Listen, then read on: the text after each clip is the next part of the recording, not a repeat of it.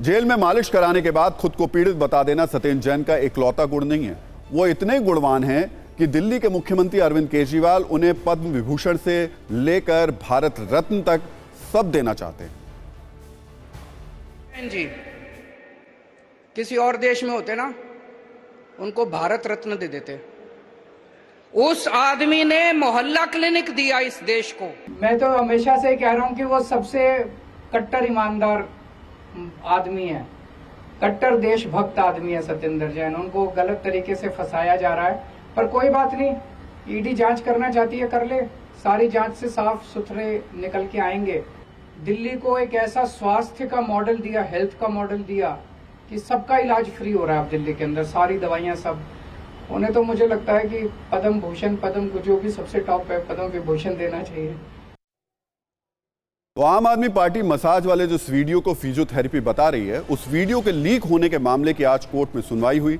सत्येंद्र जैन के वकील राहुल मेहरा ने कोर्ट में कहा कि ईडी ने जानबूझकर वीडियो लीक किया।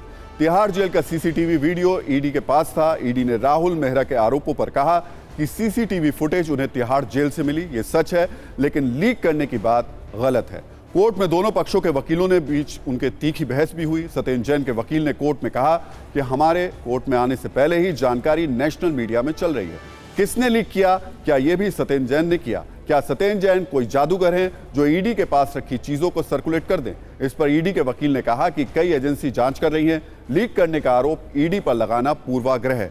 तिहाड़ जेल को सम्मन जारी करके उनसे भी पूछा जाए कि तस्वीर किसने लीक की।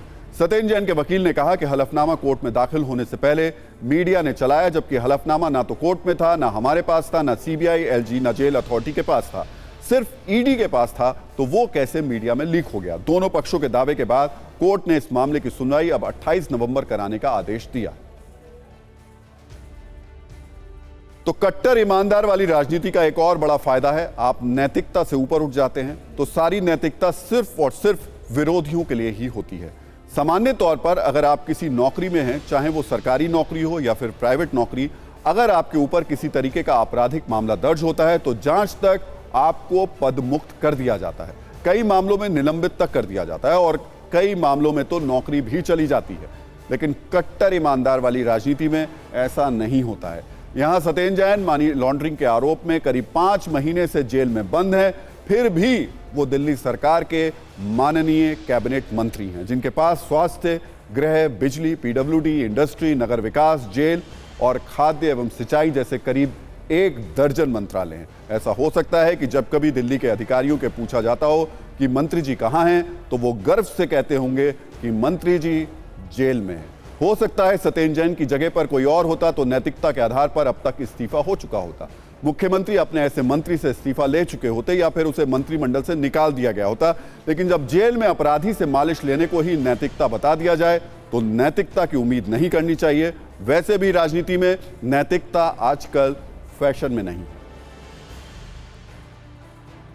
और इस खबर पर नजरिया 9 में हम व्यंग्यकार हरिशंकर परसाई का एक कथन आपसे शेयर करना चाहते हैं। उन्होंने लिखा था, सबसे बड़ी मूर्खता है इस विश्वास से लबालब भरे रहना कि लोग हमें वही मान रहे हैं जो हम उन्हें मनवाना चाहते हैं। यानी आम आदमी को मूर्ख समझना मूर्खता है।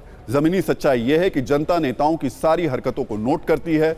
नेताओं को हमेशा लगता है कि हम कोई भी गलती करेंगे तो जनता भूल जाएगी, क्योंकि जनता की मेमोरी बहुत कमजोर होती है। लेकिन यही एक्स्ट्रा ओवर कॉन्फिडेंस है, नेताओं की बर्बादी का कारण भी यही बनता है।